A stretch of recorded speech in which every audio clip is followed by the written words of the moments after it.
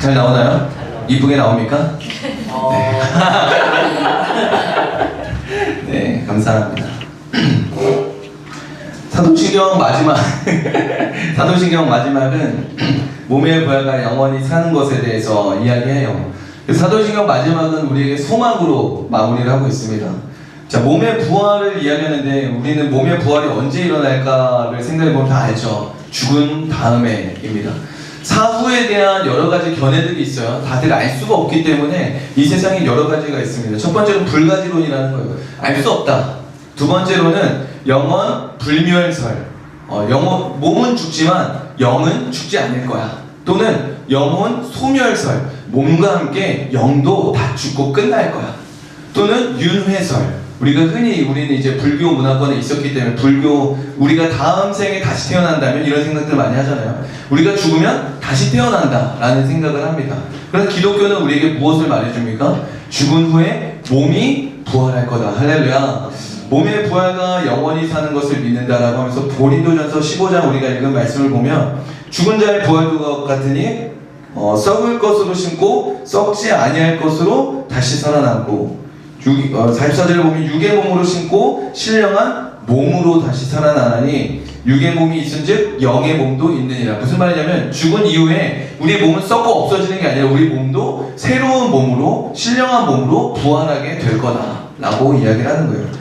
그래서 오늘은 몸의 부활과 영생을 믿는다는 게 뭘지, 그리고 그게 어떤 의미일지, 그게 우리에게 왜 소망이 되는지, 그것을 믿는 우리는 어떻게 살아야 되는지를 함께 좀 나눠보고자 합니다. 먼저 몸의 부활은요, 따라보겠습니다. 소생이 아닙니다. 소생은 나사로와 같은 거예요. 죽었다가 살아납니다. 근데 다시 죽는 거예요. 나사로는 다시 죽었어요. 죽은 자들이 살아나는 기적의 역사들이 간증이 많이 있습니다. 그러나 그들은 다시 죽어요. 그거는 소생이라고 합니다. 부활을 말하지 않아요. 부활은 누구를 가리켜 첫 번째 얘기했냐면 우리 앞에 예수 그리스도에 대한 신앙 고백 때 얘기했었지만 예수님이 부활하셨죠. 죽은 이후에 부활하셔서 다시 죽지 않고 하늘로 승천하셔서 지금도 하늘 보좌 우편에서 우리를 위해 중보하고 살아계시고 마지막 때에 다시 오실 것을 약속하셨습니다. 이게 부활이에요. 그와 같이 우리도 부활할 거라는 건 뭐냐면 죽은 후에 우리 몸이 영원히 사는 몸으로 다시 있게 된다를 말하고 있어요.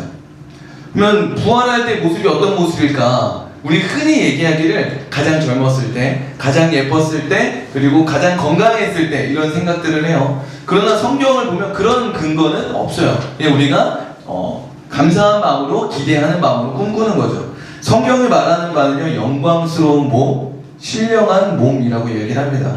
이게 뭐냐면 첫 번째는 따라해볼까요? 부활하신 예수님과 같은 몸. 예수님이 부활하셨어요. 그때 육체를 입고 오셨어요. 그랬기 때문에 만질 수가 있었고요, 함께 식사를 할 수 있었고요, 눈으로 볼 수가 있었어요. 근데 조금 독특한 게 있었어요. 문이 닫혀 있는데 거기 그냥 통과하여 나타나는 거예요. 이곳에 계셨는데 저 먼 곳에 갑자기 나타나는 거예요. 뭔가 초월적인, 이전에 우리가 살던 시공간에 갇혀있던 이전의 뭔가는 좀 다른 몸이었다라는 것을 볼 수가 있죠. 두 번째 따라해보겠습니다. 신령한 몸. 성경에 보면요, 우리의 몸은요, 죄의 노예가 되어 있다라고 얘기를 해요. 죄의 종이 되어서, 우리 교리문답에서도 얘기했지만, 죄를 거부할 힘이 없는 거예요.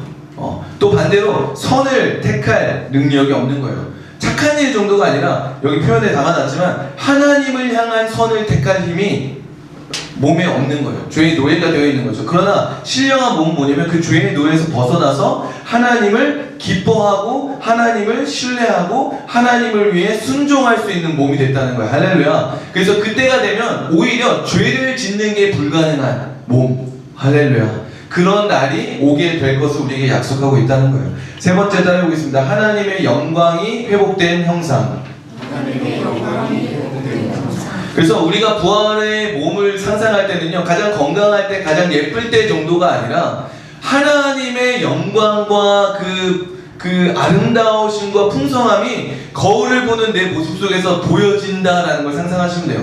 그 현빈이나 손예진이나 또 제가 카리나 요즘 모르겠지만 아무튼 그런 우리가 너무 예쁘다, 저렇게 살아보면 정말 소원이 없겠다 할 만한 그런 얼굴 이상의 모습이 내 온 몸과 온 모습 속에서 드러난다라는 거예요. 그것을 우리는 상상해야 돼요. 그래서 우리가 하나님의 영광을 찬양하잖아요. 하나님의 아름다우심을 찬양하잖아요. 성경을 읽으면서 보잖아요. 그게 다 어떻게 되는 거냐면 나중에 하나님이 내게 회복하실 형상이라는 거야. 할렐루야. 우리는 부활의 몸을 꿈꿀 때 단순히 가장 내가 젊었을 때, 가장 예뻤을 때 그 정도가 아니라 상상 이상의 하나님의 영광과 아름다움으로 채우실 그 몸을 우리는 꿈꾸고 소망해야 된다는 거예요. 이게 하나님이 약속하신 부활의 몸입니다. 그래서 부활의 몸을 믿는다는 건요, 영광스러운 모습으로 회복되는 거예요. 그래서 하나님을 우리가 씨름하잖아요. 하나님께 순종하고 싶은데 이 죄와 사망의 법에 우리의 유혹 앞에 자꾸 실수하게 되고 넘어지게 되고 마음은 원이로 돼 육신이 약하여 순종하지 못하는 그 씨름들이 그쳐지고, 할렐루야, 하나님께 온전히 영광과 찬송과 기쁨과 감사로 순종하며 그와 동행하는 삶을 살아갈 수 있는 몸의 상태가 예비되어 있다. 할렐루야. 그것을 꿈꾸고 바라보고 고백하자라는 것이 사도신경의 모습인 거예요. 자, 그러면 우리가 이제 몸의 부활을 얘기하면 또 나오는 질문이 있어요. 몸이 부활할 거면 화장하면 안 되는 거 아닌가요? 라고 이렇게 질문하는 사람들이 종종 있었어요. 어떻게 생각하시나요? 화장하면 안 될까요? 우리 몸은 부활할 건데 화장해서 다 죄가 돼버리면 어떡해요? 저는 이렇게 질문합니다. 매장하면 안 썩나요? 그쵸? 다 썩어요. 그리고 성경에 보면 나사로가 어땠어요? 무덤에 들어가서 이미 썩은 내가 났대요. 이 부패가 시작된 거예요. 그 말은 뭐예요? 이제 회복이 불가능한 몸의 형태가 된 거죠. 그러나 그가 붕대를 풀고 나왔을 때 썩어 있었나요? 그렇지 않았어요. 회복되어 있었어요. 또 대표적으로 누가 그랬죠? 예수님이 채찍질에 살점이 다 떨어져 나가고, 상처가 많이 났고, 아프고, 몸이 다 망가진 상태였고, 못 박힌 상태였지만, 부활하셨을 때 그의 몸이 어땠어요? 깨끗했어요. 단, 상처가 남아있었죠. 손바닥과 옆구리에 찔렸던 못자국과 창자국이 남아있었죠. 우리의 몸의 부활도 보면요, 상처가 다 회복되는 게 아니에요. 과거가 다 잊혀지는 게 아니에요. 내 부모를 모르고 내 아내를 모르고 내 자녀를 모르는 그런 전혀 다른 존재가 되는 게 아니에요. 다 기억해요. 근데 뭐까지 기억되냐면 상처도 기억이 돼요. 아픔도 기억이 돼요. 그러나 더 이상 과거가 상처가 내게 상처가 되지 않는 상태가 되어 있는 거예요. 의미가 바뀌어 있는 거예요. 고통과 수치와 실패가 아니라 그게 영광의 흔적으로, 할렐루야, 주를 사랑하고 주님께 순종한 영광의 흔적으로 그것을 간직하게 되게 된다는 거예요. 우리가 사랑하다 보면 사랑을 시작할 때 이제 사랑하려 하잖아요. 그러면 왜 이렇게 울까를 보면 사랑은 곧 상처를 참 많이 받게 되는 일인 것 같아요. 사랑한다고 했는데 알아주지 않을 때, 나는 사랑하는데 저 사람 날 사랑해주지 않을 때, 여러 가지 상황 속에서 우리는 사랑하려고 애쓰지만 사랑과 동시에 같이 오는 상처와 고통이 있어요. 그러다 보면, 그게 지속되다 보면, 그게 반복되다 보면 사람들이 어떻게 되냐? 나 이제 그만 사랑하고 싶어. 나 이제 누구 만나고 싶지 않아. 그냥 혼자 지낼래. 라는 마음도 갖게 되죠. 그래서 사랑을 포기합니다. 그러나 우리가 몸의 부활을 믿는다면 우리의 상처가 나중에 상처가 아닌 영광의 흔적이 된 것을 믿는다면, 그것이 주님을 위해 내가 이 사람이 나한테 내가 이만큼 했는데 이 사람 나한테 아무것도 해주지 않는 것 같은 상황에서도 주님을 사랑함으로, 주님께 순종함으로 이 사람을 끝까지 사랑하고 헌신했다면 그것이 비참하고 나만 사랑하고 나만 손해보는 일이 아니라 하나님이 기억하시고 부활의 몸에도 영광의 흔적으로, 영광의 면류관으로 남겨주신다라는 거예요. 우리가 그것을 믿는다면 뭐 할 수 있는 거예요? 끝까지 사랑할 수 있는 거예요. 사랑할 이유가 있는 거예요. 알아주지도 않는데 나 혼자 사랑해봤자 뭐해가 아니라 그분이 알고 계신다는 거예요. 그분이 남겨주신다는 거예요. 그것을 마치 표창장이나 면류관 같이 우리의 자랑과 영광으로 드러내 주시겠다라는 거예요. 뭐 할 때? 주님을 사랑함으로, 이웃을 사랑할 때, 주를 사랑함으로 고난과 핍박을 감당할 때 하나님의 것을 기억한다라는 거예요. 그래서 몸의 부활을 믿는다면 뭐 할 수 있는 거예요? 우리는 끝까지 사랑할 수 있게 된다라는 겁니다. 삶의 목적이 달라지는 거죠. 제 아내가 이제 우리 손재영 사모가 조이 음악학원이라고 이름을 지었어요. 사람들이 이야기합니다. 왜 굳이 인수 받아서 애들도 다 받아가는데 왜 굳이 이름을 바꾸고 간판을 바꾸고 뭘 다 바꿔가지고 돈을 그렇게 다 나가게 하냐. 근데 정체성이 중요하다는 얘기를 좀 많이 나눴던 것 같아요. 그래서 보통 음악학원, 피아노학원 나가면 기쁨이, 즐거움이 어디서 많이 느낍니까? 콩쿨 나가서 수상하는 거에 있죠. 내가 이것을 빨리 외워서 내가 틀리지 않고 치는 거에 있죠. 심지어 쟤보다 나는 더 빨리 쳐. 음악이라는 게 아니라 게임하듯이 나는 안 틀리고 더 빨리 쳤어. 이런 재미로 이렇게 음악학원을 다니죠. 근데 아내랑 얘기했던 건 뭐냐면, 음악을 즐거움 가운데 해보자. 아이들이 음악을 즐겁게 누릴 수 있게 해주자. 그 가치를 가지고 아이들을 가르치고 있고요. 콩쿨이라고 할 때도 아이들한테 이렇게 가르쳐줬으면 좋겠어라고 얘기를 한 적이 있어요. 콩쿨 나갈 때 사람들은 내가 상을 얻기를 원하죠. 내가 이 대회 나가서 실수하지 않기를 원하죠. 근데 목표가 다른 거죠. 우리는 조이 음악학원이니까 사람들 앞에서도 사람들 앞에 평가 앞에 서는 그 자리를 준비할 때도 나는 기쁨을 놓치지 않을 거야. 그리고 사람들 앞에 섰을 때도 나는 잘하는 게 목적이 아니라 내가 기쁨을 놓치지 않는 거. 내 결과와 상관없이 나는 그래도 기뻐하고 감사하는 거, 즐거워하는 거. 그것이 아이들의 목표가 된다면 틀리고 실수하는 것, 1등하는 것, 상 타는 것이 아니라 내가 그 여정을 기쁨으로 걸어갈 수 있다면 아이들은 진짜 큰 배움을 갖는 게 아닐까라는 이야기를 나눴어요. 마찬가지로 우리가 몸의 부활을 믿지 않는다면 우리의 인생의 목적은 뭐 있을까요? 최대한 상처받지 않는 거 있을 거예요. 자기를 사랑하는 일이 있을 거예요. 나의 것을 나누지 못할 거고요. 희생하지 못할 거고요. 헌신하지 않을 거예요. 딱 나를 지키는 선 안에서 나를 보호하고 그 나머지 것을 나눠줄 뿐이지 이 안으로 들어오는 일들도 허락하지 않을 거고 내 문을 여는 일들도 허락하지 않을 거예요. 그러나 몸의 부활을 믿는다면 우리는 뭐 할 수 있는 거예요? 내 선을 지우고 마음을 열고 나의 것을 나누고 사랑하기를 기꺼이, 즐거이, 기쁘게 할 수 있게 된다라는 것입니다. 그리고 또 이제 부활을 생각하면 우리가 생각해야 될 게 뭐냐면 썩는다라는 거예요. 썩는다. 몸은 썩어요.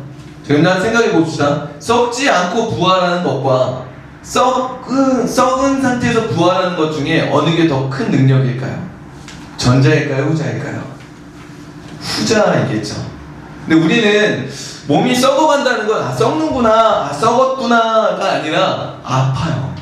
힘들어요.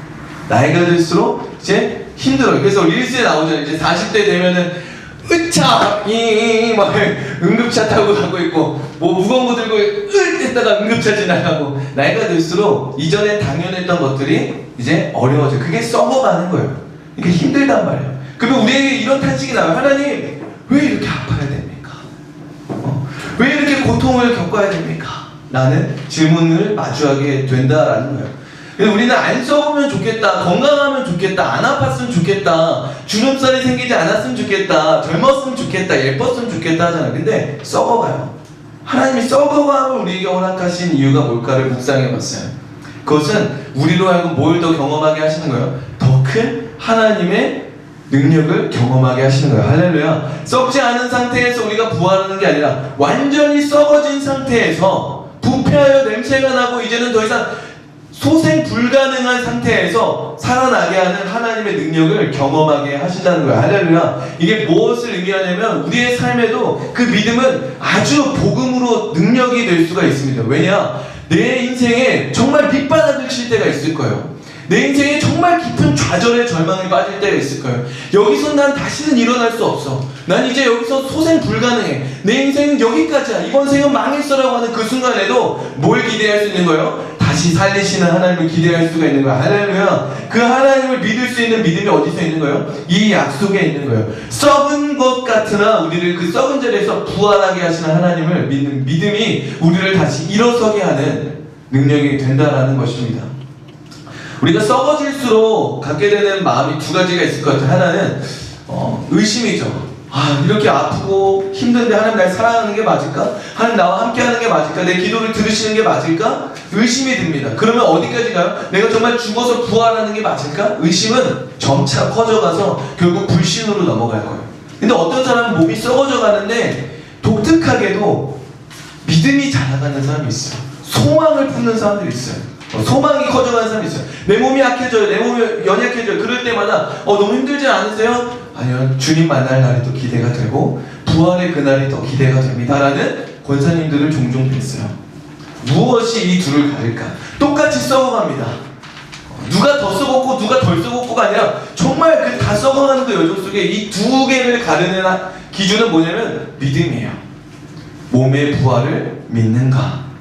그 믿음이 우리로 하여금 썩어져가는 여정 속에 하나님을 의심하다 불신으로 가게 하는가, 아니면 믿음으로 소망에 이르게 하는가를 가르게 될 것입니다. 하나님 우리에게 썩어짐의 여정을 허락하신 이유도 마찬가지예요. 우리로 하여금 뭘 갖게 하는 거예요? 믿음이 자라게 하시는 거예요. 그래서 반전에 더 큰 하나님의 영광을 맛보게 하는 것도 있고, 우리로 하여금 영생을 누리게 하는 것이 있어요. 영생은요, 요한복음 17장 3절에 보면 영생은 곧 유일하신 참 하나님과 그가 보내신 자 예수 그리스도를 아는 것이다 라고 얘기를 합니다. 우리 아는 분들은 아시겠지만 이 알다라는 단어는 깊은 친밀한 관계 속에서 내가 하은이를 아는 정도가 아니라, 전도사님을 아는 정도가 아니라 지영이를 알아. 자식도 부모를 알까요 모를까요? 자식은 부모를 절대 알 수 없다라고 얘기를 합니다. 왜냐? 부모는 철저하게 자녀한테 자기를 보여줄 만큼만 보여주거든요. 자녀도 알 수 없어요. 근데 부부간에 이 친밀한 이 관계를 알다라는 단어로 쓰고 있는 거예요. 영생은 뭐냐? 단순히 이터널 라이프가 아닌 거예요. 영원히 사는 죽지 않는 생명이 아니라 유일하신 참 하나님과 그가 보내신 자 예수 그리스도와 친밀한 관계를 하는 거예요. 쉽게 설명해 볼게요. 원래는 친밀했어요. 그땐 죽음이 있었어요? 없었어요? 없었어요. 선악과를 먹고 내가 그 관계를 끊어버렸어요. 내가 주인 되어서 내가 하나님으로 살 거야. 그때부터 물고기가 물 밖에 나온 것처럼 죽음의 권세 아래 놓이게 됐어요. 하나님과 단절된 상태죠. 영생은 뭐냐면 이 끊어졌던 그 관계가 회복되는 자리로 돌아가는 거예요. 물고기가 물속에 다시 들어가는 거예요. 그래서 살 수 있게 되는 거예요. 우리가 하나님과의 관계가 끊어져서 내 힘으로 살려니까 생명이 끊어졌지만, 이제 다시 하나님께로 돌아가서 하나님과 사랑과 신뢰의 관계 속에 있는 그 삶, 그 상태, 그게 성경이 약속하는 영생이에요. 자, 그럼 다시 돌아와서 몸의 부활이 썩어짐의 여정을 통해 이르는 것은 무엇을 잘하게 하는 거예요? 하나님을 신뢰하는, 하나님을 믿는, 하나님과의 관계가 더 깊어지는 영생으로의 여정이다라는 거예요. 우리가 단순히 영원히 살 어떤 생명의 그림만 생각한다면 굳이 이 썩어짐의 여정을 왜 겪어야 돼? 라고 볼 수 있지만, 그 이후의 죽음 너머의 삶이 하나님을 신뢰하고 사랑하고 그 친밀한 관계 속에 이터널 그 영생이라고 한다면, 우리는 이 땅에서 썩어진 가운데 뭘 준비하고 있는 거예요? 그분을 진정 신뢰하는 믿음이 자라가는 것을 준비하는 거예요. 자, 그러면 우리는 이 썩어질 우리의 몸을 가지고 어떻게 살아야 될까를 생각해 봐야 합니다. 로마서 12장 1절 우리 읽었던 말씀 다시 한번 읽어볼까요? 로마서 12장 1절의 말씀입니다. 시작.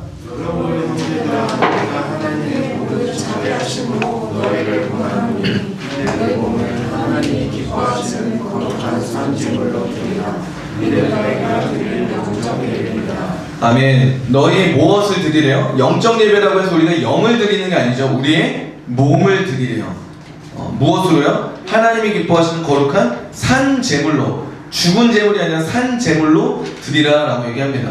아, 난 예수 믿었으니까 빨리 죽어서 천국 갈래. 아니요, 산 제물로 하나님 앞에 너희 몸을 드리라. 이것이 영적 예배다 라고 이야기를 합니다. 썩어질 우리의 운명 앞에 선택이 있습니다. 썩어질 것인가? 불태울 것인가? 부활의 몸을 믿지 못하는 사람들은요, 썩어지는 삶을 살게 될 거예요. 왜냐면 어차피 썩을 거기 때문에, 노력하고 수고해봤자 남는 게 없기 때문에, 부활의 소망이 없으니까 또한 태울 용기도 없어요. 그나마 얇고 길게 오래 살아가야지 일찍 죽으면 어떡해? 라는 생각들도 있는 거죠. 그러나 너무 회의적으로 얘기했죠. 그럼에도 불구하고 부활의 소망을 믿지 않는 사람들도 자신의 몸을 불태우는 삶을 살기도 합니다. 열정적인 삶을 살기도 하고요, 희생적인 삶을 살기도 해요. 그러나 그건 누구를 위한 삶이에요? 자기를 증명하는 삶이에요. 또한 자기의 신념, 어떤 신념, 아니면 휴머니즘, 인류의 정도예요. 그 좋죠. 중요한 거예요. 사랑하는 거 중요한 거예요. 그러나 그것은 이 땅에서의 삶에 그치는 거예요. 우리가 부활의 몸을 믿는다면, 영원한 생명을 믿는다면, 우리는 단순히 이 땅의 삶을 썩어지게 두지 않을 거예요. 여러분 게임할 때 게임 머니가 무한으로 있으면, 계속 쓸 수 있으면 게임을 계속 하실 거예요? 아니면 안 하실 거예요? 계속 실패해도 도전하겠죠. 계속 시도하겠죠.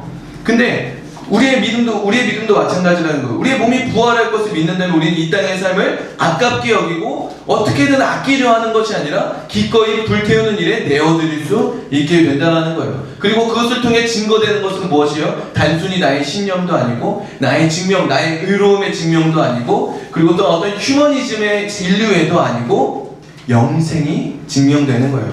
부활의 삶이 있다라는 것, 영원한 생명이 있다는 것이 우리를 통해 증거되게 된다라는 거예요. 그렇게 사람들이 단순히 사랑받고 조금 더 사는 정도가 아니라, 그것도 중요하지만 기회가 있어야 되지만, 더 나아가 영원한 삶으로 끌어당길 수 있는 그 길이 무엇에 있냐? 부활을 믿는 성도의 불태우는 헌신에 있다라는 거예요. 그러면 우리가 몸을 불태워야 됩니다. 그러면 뭐가 생각나냐면 교회 봉사 열심히 해야겠다, 아니면 뭐 성경을 많이 읽어야겠다, 기도를 더 많이 해야겠다. 다 많이 하십시오. 다 좋습니다. 내게 감동 주시고 내 마음에 끌어올려 주시는 것들을 하시면 돼요. 그러나 로마서의 12장 1절에 너희 몸을 산제물로 드리라 라고 하고서 13, 14, 15장으로 이렇게 쭉 가는 내용들을 쭉 그냥 소제목만 읽어보세요. 뭘 얘기하냐? 사랑하라, 불태워 사랑하라 이야기합니다. 앞서 얘기했죠. 사랑하는 일은 쉽지가 않아요. 상처를 받아요. 자식을 사랑해도 상처를 받아요. 서운함이 있고요, 아픔이 있고요. 사랑하는 사람과 결혼을 하고 연애를 하고 결혼을 해도 상처를 받아요. 사랑하고 싶어서 만났는데 내가 이렇게 힘든 게 맞나? 포기하고 싶을 때도 있어요.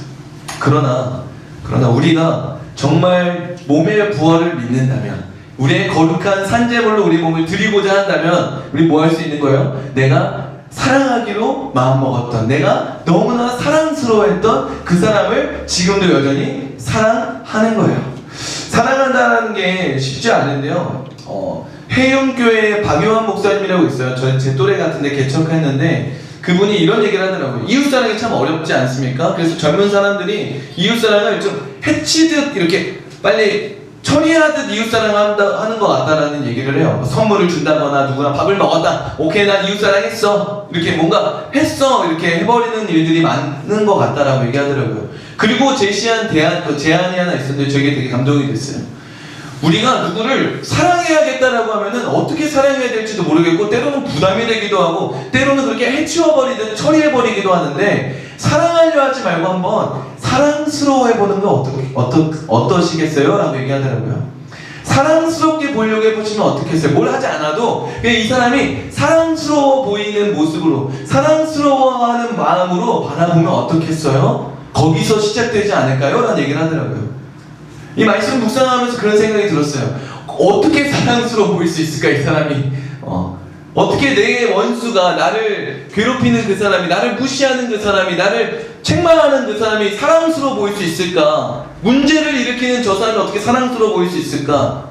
근데 오늘 이 사도신경의 고백에 힌트가 있더라고요. 그가 아름다운 하나님의 형상으로 회복될 것을 믿는 거예요. 할렐루야. 우리가 그것을 믿음으로 바라보는 거예요. 뭐부터 봐야 돼요? 나를 먼저 그렇게 볼 수 있어야 돼요. 내 모습이 엉망인 것 같지만, 내 모습이 망가져가는 것 같지만, 사람들에게 상처 주고 실수하고 나는 쓸모없는 사람이 되어가는 것 같지만, 내 끝은 부활의 몸으로서 하나님의 영광과 아름다움으로 충만해질 것을 믿는 믿음의 시선을 우리가 갖게 된다면, 다른 사람을 볼 때도 기꺼이 볼 수 있는 눈이 생긴다라는 거예요. 할렐루야. 그래서 그 사람을 어떻게 볼 수 있는 거예요? 사랑스러워 보이는 거예요. 저도 그게 왜 도전이 됐냐면, 성도들을 볼 때 내가 사랑해야겠다 그러면 자꾸 선물을 줘요. 저한테 선물 받은 분들은 제가 노력한 거예요. 막 선물을 줘요. 선물이 다들 0과 1과 막 이래가지고 안 통한 게 아쉽지만 선물을 줍니다. 근데 제가 그걸 듣고서 다시 바꾼 게 뭐냐면, 이 사람 한 사람을 사랑스럽게 봐야겠다.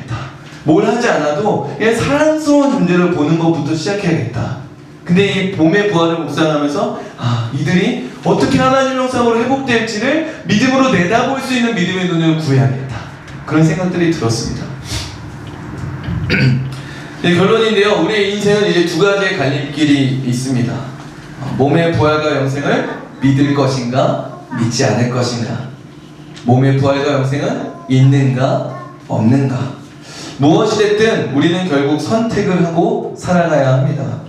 부활과 영생이 없는 것처럼 살거나 부활과 영생이 있는 것처럼 살거나, 이것은 전적으로 우리의 선택에 달려 있습니다. 그 선택에 따라 우리의 삶의 여정과 끝은 확실히 다를 거예요. 책임을 지게 될 겁니다. 생각해 봅시다. 무엇이 더 가치 있는 인생의 여정이고 무엇이 더 좋은 결과를 만들까요? 일본에서 오사카에서 도착해서 시가현에 사역을 했다가 다 마치고 이제 오사카로 돌아온 마지막 날이었습니다. 우리는 팀들 다 보내고 비치에 가방을 두고 와가지고 그 선교사님이 시가현에서 오시는 걸 기다리고 있었어요. 그래서 그 오사카에 있는 교회 주변을 산책하면서 돌고 있었는데 놀이터를 들어가게 됐어요. 놀이터에 일본 애들이 놀고 있는 거예요. 그래서 친해지면 번역기로 놀면서 좀 친해졌어요. 근데 그 아이가 한 명이 얘기를 하더라고요. 이제 번역기로 돌려보니까 어차피 뭐 때문에 그래서 얘기가 나는지 기억 안 나는데, 우리는 원숭이에서 진화된 존재잖아요. 뭐 이런 류의 이야기가 나왔어요. 매달리기 하다가 우리는 원숭이, 왜 이렇게 잘해? 우리는 원숭이가 진화된 거잖아요. 그래서 그 얘기를 하더라고요. 제가 그렇게 얘기를 했습니다. 나는 그렇게 생각하지 않아 라고 하고서, 나는 창조를 믿어. 우리를 창조한 분이 있다고 믿어. 나는 너도 단순히 원숭이에서 조금 더 발전된 정도의 사람이 아니라 우리를 만든, 온 우주를 만든 창조주가 자기의 형상을 담아 특별하게 계획하고 만든 소중한 존재라고 믿어. 난 너도 그런 존재라고 믿어 라고 말을 해줬어요. 우리 인생이 원숭이에서 하나 발전된 진화된 존재로 볼 것인가, 아니면 우연히 만들어져서 그냥 태어났다가 사라질 존재로 볼 것인가, 아니면 태초부터 창조하신 이가 계획하시고 목적을 갖추었는데 모든 만물 중에 특별히 뜻하신 바와 계획이 있어서 사랑으로 자신을 닮은 모습을 담아 자신의 영광을 담아 빚어서 만든, 숨을 불어넣어 만든 존재라고 나를 여긴다면 어느 게 우리의 인생을 더 가치 있게 보게 하는 인생일까? 당연히 후자죠. 세상은 우리에게 자유를 주는 것 같아요. 여기서 말했잖아요. 인간은 자유로운 선택을 하는 것 같지만 그렇지 않아요. 세상은 끊임없이 하나님을 믿지 않는 선으로 가게 해요. 그게 자유인 것 같아요. 물고기가 물 밖으로 나가는 것이, 물속에만 갇혀 사는 것이 억압인 것 같고 뭔가 갇혀있는 것 같고 나를 자유롭지 못하게 하는 것 같지만, 내가 물 밖에 나가는 게 자유로운 것 같지만 결국 그건 사단의 거짓말이라는 거예요. 물 밖에 나가면 죽어요. 하나님 떠나서 나는 더 가치 있는 존재로서 날 사랑할래 라고 하는 수많은 이론과 철학과 가치들을 보세요. 이보다 더 가치 있는 삶이 있나요? 없어요. 천지를 만드신 하나님이 모든 만물 중에 으뜸으로 가장 존귀한 자로, 이걸 놓치니까 뭐하고 있는 거예요? 산을 보면서 우러러 경배하고 절하고 있는 거예요. 하늘을 보면서 우러러 경배하고 절하고 있는 거예요. 근데 순서를 보세요. 그것들은 우리를 위해 준비한 인테리어예요. 인테리어. 근데 하나님을 놓치니까 거꾸로 바뀌는 거예요. 역행해버리는 거예요. 하나님 우리로 하여금 경복하고 다스리고 맛보고 누리라고 주신 자연 피조물을 뭐하고 있는 거예요? 오히려 경배하고 두려워하고 떨고 있는 존재가 돼버리는 거예요. 저는 우리가 이 몸의 부활을 그리고 영생을 믿음으로 말미암아 더 가치 있고 더 영광스럽고 더 아름다운 삶을 살아가게 되길 소망합니다. 그리고 그 끝이 단순히 이 땅에 가치 있는 삶만이 아니라 그 끝이 영생의 삶이에요. 예수를 믿고 천국 가냐 지옥 가냐 정도가 아니라 그 믿음으로 걸어간 여정 끝에 주님을 만나면 우리 뭐 하게 될까요? 달려가 안기게 될 거예요. 당신이었군요. 주님이셨군요. 아버지시군요. 하고 달려가 안기게 될 거예요. 근데 그 여정을 안 겪었던 사람은 두려워 떨고 도망치게 될 거예요. 아담도 그랬죠. 범죄한 이후에 어떻게 됐어요? 하나님 앞에 숨었어요. 아담아, 네가 어디 있느냐? 제가 범죄하여 숨었나이다. 왜 숨었을까요? 하나님을 오해하기 시작한 거예요. 자기 마음대로 하나님을 생각하기 시작한 거예요. 하나님은 이제 내가 범죄했으니까 날 사랑하지 않을 거야. 날 심판하시겠지? 날 버리실 거야. 날 죽이실 거야. 성경에 보면요, 한 번도 하나님이 선악과를 먹으면 난 너희들을 죽일 거야 라고 말하지 않았어요. 너희 죽을 거야. 뭐예요? 죽지 않게끔 보호해 주겠다는 거였어요. 근데 이제 선악과를 먹고 내 마음대로 하나님을 정의 내리고 내 마음대로 하나님을 생각하니까 죽일 거야 라고 생각을 하는 거예요. 그러니까 숨는 거예요. 마지막도 마찬가지일 거예요. 심판 앞에 우리 예수 그리스도를 믿는 믿음의 여정을 걷지 않는다면 어떻게 될까요? 하나님이 나를 어떻게 판단하실까? 날 버리시면 어떡하지? 내 죄를 다 아실 텐데 도망칠 곳 없나? 숨을 곳 없나? 그분께 달려가지 않을 거예요. 사도신경의 마지막은 우리를 소망으로 이끌고 있습니다. 몸의 부활과 영생을 믿으십시오라고 우리에게 권면하고 있는 거예요. 고백하십시오라고 우리를 초청하고 있는 거예요. 그게 우리의 인생을 하나님의 뜻을 믿고 신뢰하고 순종하는 가장 가치 있고 가장 아름답고 가장 영광스러운 삶으로 우리를 끌어줄 거라고 우리에게 말해주고 있는 거예요. 우리가 몸의 부활과 영생을 믿고 상처받는 것 같고 사랑한다고 다가가는데 뒤통수를 맞고 사랑한다고 다가가는데 못 박히고 옆구리가 찔리고 조롱받고 너 자신이나 구원해봐 조롱받는 그 자리에 놓이게 될 수도 있어요. 그러나 우리 오늘 다시 한번 이 사도신경의 고백을 붙잡고 몸의 부활과 영생을 믿고 다시 한번 주님 사랑하겠습니다. 내가 그럼에도 주님을 사랑하겠습니다. 주님을 사랑함으로 내 이웃을 사랑하겠습니다 라고 고백하며 썩어져가는 인생 조금이라도 덜 썩어가고 오래 갈 수 있도록 버티고 길게 즐기게 하는 게 아니라 기꺼이 불태우는 인생으로. 그래서 모세에게 찾아왔던 하나님이 떨기나무 가운데 꺼지지 않는 불로 임하셨던 것처럼 할렐루야, 우리도 불태우니까 내 몸이 꺼지는 것 같고 내 몸이 사그라드는 것 같지만 꺼지지 않는 불과 같이 죽지 않더라. 나를 믿는 자는 죽어도 살겠고 살아서도 영원히 죽지 않겠다는 그 말씀이 내 삶에 이루어지는 것들을 맛보게 되기를 소망하고 축복합니다. 하나님이 살아계시기에, 하나님 함께 하시기에, 하나님의 뜻 가운데 우리는 순종하다가 순교할 수도 있지만 우리는 거기에 갇혀있을 필요는 없어요. 하나님은 우리로 하여금 계속해서 일을 만드실 수 있습니다. 할렐루야. 우리가 죽지 않고 영원한 것을 바라볼 수 있게 하실 수 있어요. 우리가 끝까지 사랑하는 삶을 살아가게 하실 수도 있어요. 꿈꾸자고요. 기대하자고요. 믿음으로 바라보자고요. 무엇을 믿자고요? 몸의 부활과 영생을 믿자라는 겁니다. 이 시간에 성찬에 참여하실 때, 그리고 또 기도로 이 시간에 참여하실 때 내 몸의 부활과 영원히 하나님과 교제하게 될 그 삶을 상상합시다.